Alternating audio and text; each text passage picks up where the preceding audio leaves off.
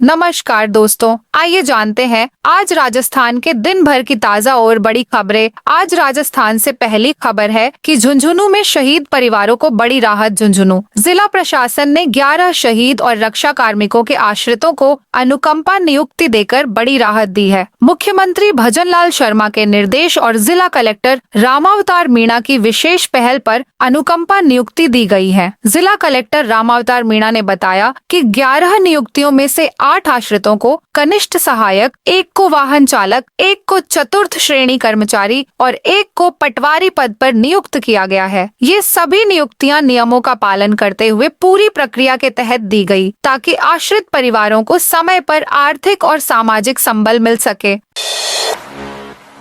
5वीं कक्षा तक के सिलेबस के बदलाव को मिली मंजूरी। प्रदेश के स्कूली पाठ्यक्रम में बदलाव प्रारंभ हो गया है। सामान्य शिक्षा के साथ साथ संस्कृत शिक्षा में भी सिलेबस बदला है। सामान्य शिक्षा में नए सत्र 2025 से 26 में 1ली से 5वीं तक का नया सिलेबस लागू होगा। शिक्षा मंत्री मदन दिलावर ने सिलेबस में बदलाव को मंजूरी दे दी है। राजस्थान राज्य शैक्षिक अनुसंधान एवं प्रशिक्षण परिषद RSSERT उदयपुर ने सामान्य शिक्षा का सिलेबस नई शिक्षा नीति के अनुरूप तैयार किया है। अब राजस्थान पाठ्य पुस्तक मंडल इन किताबों को छपवाएगा।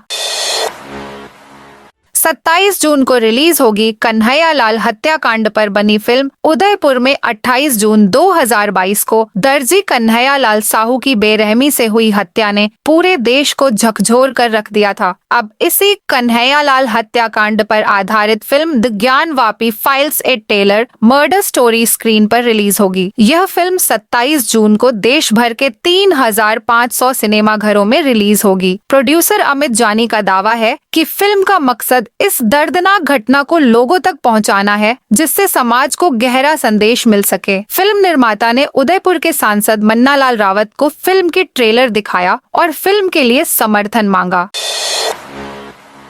कोटा में कांग्रेस की संविधान बचाओ रैली। 31 को कोटा में कांग्रेस की ओर से 31 मई को कोटा में संविधान बचाओ रैली का आयोजन किया जाएगा। रैली में प्रदेश कांग्रेस अध्यक्ष गोविंद सिंह डोटासरा और विधानसभा में नेता प्रतिपक्ष टीकाराम जूली सहित कई वरिष्ठ नेता शामिल होंगे। रैली की तैयारियों को लेकर आयोजित बैठक में प्रहलाद गुंजल ने कहा कि देश चुनौतीपूर्ण परिस्थितियों से गुजर रहा है। देश की राजनीति से किसान, नौजवान, बेरोजगारी और मजदूर के मुद्दे गायब हो गए हैं। केवल धार्मिक उन्माद राजनीति का आधार बन गया है।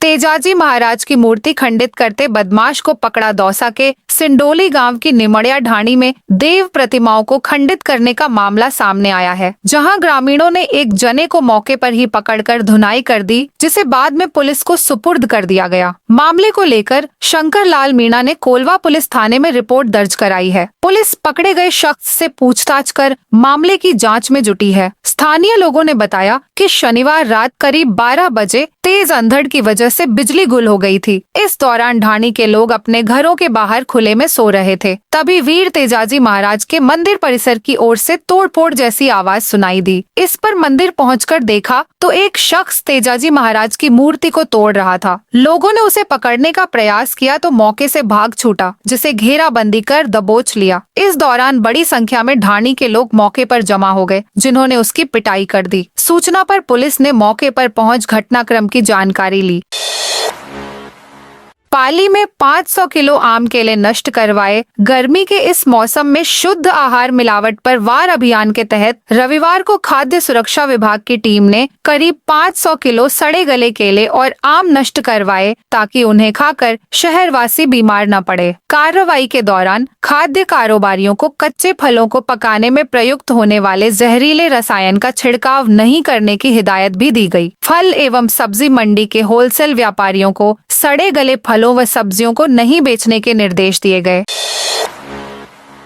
खाटू श्याम का दरबार होगा भव्य। काशी अयोध्या की तर्ज पर बनेगा कॉरिडोर। देश भर के करोड़ों श्रद्धालुओं की आस्था का केंद्र खाटू श्याम जी धाम अब नए रूप में नजर आएगा। अयोध्या राम मंदिर और काशी विश्वनाथ की तर्ज पर यहाँ भव्य कॉरिडोर का निर्माण होगा। केंद्र सरकार की स्वदेश दर्शन 2.0 योजना के तहत 87.87 करोड़ रुपए की लागत से बनने वाला यह प्रोजेक्ट श्रद्धालुओं को आधुनिक सुविधाएं प्रदान करेगा, भीड़ नियंत्रण व सुरक्षा व्यवस्था को मजबूत करेगा। प्रोजेक्ट को लेकर डिप्टी सीएम दिया कुमारी ने सीकर कलेक्टर मुकुल शर्मा, मंदिर समिति और एजेंसी पीडी कोर के अधिकारियों के साथ विशेष बैठक की है। श्री सांवलिया सेठ मंदिर में उमड़ा भक्तों का सैलाब। मेवाड़ के कृष्ण धाम श्री सांवलिया सेठ मंदिर में रविवार को श्रद्धालुओं की भीड़ रही। सुबह से ही भक्त मंदिर परिसर में दर्शन के लिए आना शुरू हो गए थे। जैसे जैसे दिन चढ़ता गया, भक्तों की संख्या लगातार बढ़ती रही। सिर्फ चित्तौड़गढ़ ही नहीं बल्कि राजस्थान के अन्य जिलों से लेकर मध्य प्रदेश के कई हिस्सों से भी श्रद्धालु सांवरा सेठ के दर्शन के लिए पहुंचे। हर कोई अपने आराध्य भगवान श्री कृष्ण के सांवले स्वरूप के दर्शन कर धन्य होने को आतुर नजर आया। परिवारों के साथ पहुंचे भक्तों ने मंदिर परिसर में कतारों में लगकर दर्शन किए और मंदिर में विशेष पूजा अर्चना भी की। सांसद बेनीवाल बोले, मोदी ने राजस्थान को लज्जित किया। राष्ट्रीय लोकतांत्रिक पार्टी के प्रमुख और नागौर सांसद हनुमान बेनीवाल ने रविवार को प्रधानमंत्री नरेंद्र मोदी और भाजपा पर निशाना साधा। उन्होंने कहा, देश का नौजवान ऑपरेशन सिंदूर चाहता था, वह बहुत जरूरी था, लेकिन ऑपरेशन सिंदूर में वो आतंकी कैंप क्यों छोड़े जिनको ध्वस्त करना जरूरी था? आपने पीओके पर कब्जा क्यों नहीं किया? सांसद बेनीवाल जयपुर के मानसरोवर में युवा आक्रोश रैली को संबोधित कर रहे थे। उन्होंने कहा, प्रधानमंत्री, आप अपनी नाकामी छुपाने के लिए बीकानेर में रैली कर संदेश दे रहे हो। आपको तो यह भी नहीं पता कि रगों में लहू बहता है। आपने रगों में सिंदूर बहा दिया। इससे बड़ा अपमान इस देश का नहीं हो सकता। सिंदूर हमारी सभ्यता का प्रतीक है। माता बहनें सिंदूर को मिटने नहीं देती।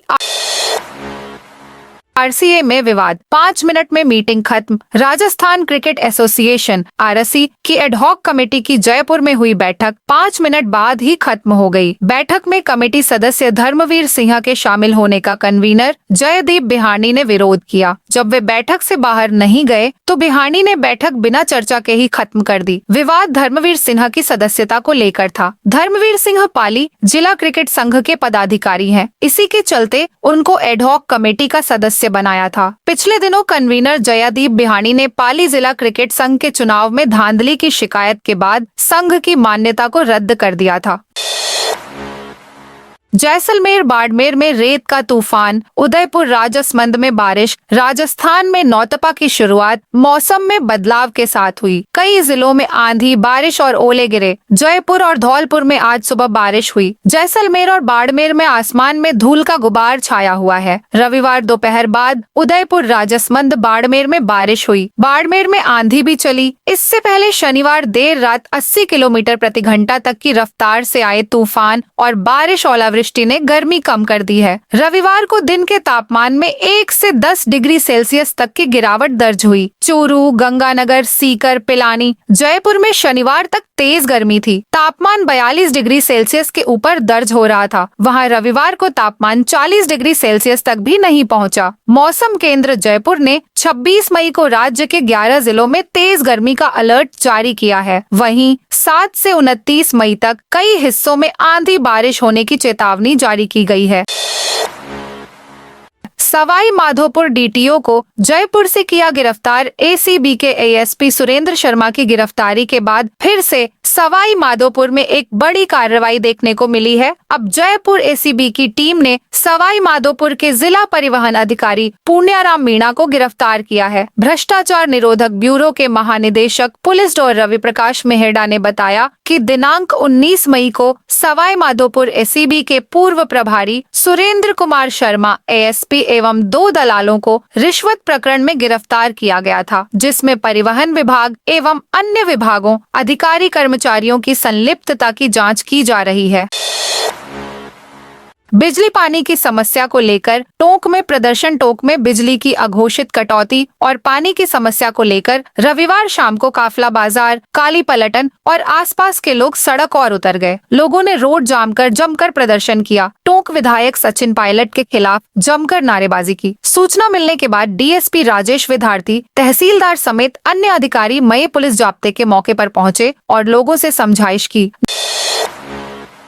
नागौर पहुंचे भागवत संघ गणवेश में यही से बदलाव हुआ था। आरएसएस सरसंघ चालक मोहन भागवत 7 साल बाद नागौर आए हैं। इससे पहले 2016 में पहली बार भागवत नागौर आए थे, तब संघ के गणवेश यूनिफॉर्म में बदलाव हुआ था। वे यहाँ 3 दिन रुकेंगे और रोजाना स्वयं सेवकों को 1 घंटे संबोधित करेंगे। इसके साथ ही भागवत 3 बौद्धिक सत्र और एक जिज्ञासा समाधान शिविर में हिस्सा लेंगे। भागवत जोधपुर से नागौर रविवार शाम 5:26 पर पहुँचे थे। वे यहाँ शारदा बालिका विद्यापीठ में 3 दिन रहेंगे। इस दौरान शारदा शैक्षणिक संस्थान वाली सड़क को नो व्हीकल जोन बनाया गया है। मोहन भागवत 28 मई को वापस लौट जाएंगे।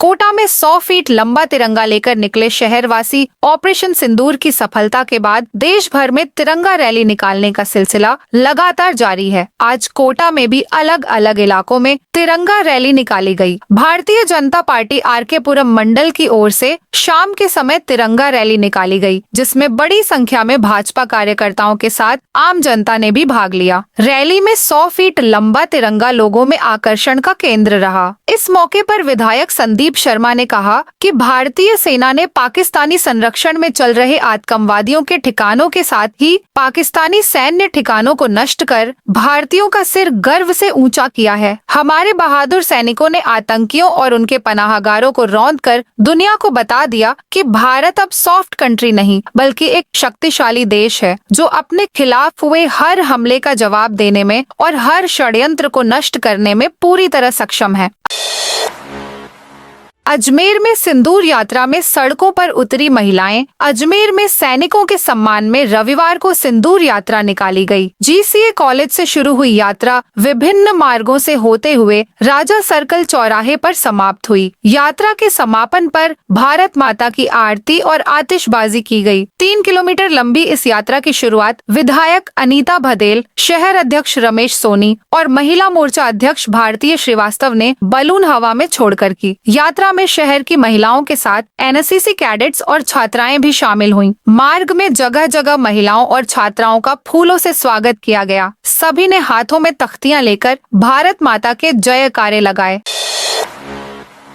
जयपुर में आईपीएल मैच में बदली ट्रैफिक व्यवस्था। जयपुर में सोमवार को क्रिकेट मैच के दौरान सवाई मानसिंह स्टेडियम के आसपास भारी ट्रैफिक दबाव को देखते हुए ट्रैफिक रूट में बदलाव किया गया है। इस दौरान कुछ मार्गों को बंद किया जाएगा, साथ ही ट्रैफिक को ऑप्शनल मार्गों से निकाला जाएगा। दरअसल 26 मई को पंजाब किंग्स और मुंबई इंडियंस के बीच T20 cricket match Sawai Mansingh stadium में है। यह मैच शाम को 7:30 से खेला जाना प्रस्तावित है। मैच को देखने के लिए वीआईपी, विशिष्ट मेहमान अधिकारी, टीम संयोजक एवं काफी संख्या में दर्शकों के आने की संभावना है। क्रिकेट मैच के दौरान ट्रैफिक सुचारू चलाने के लिए विशेष व्यवस्था की गई है।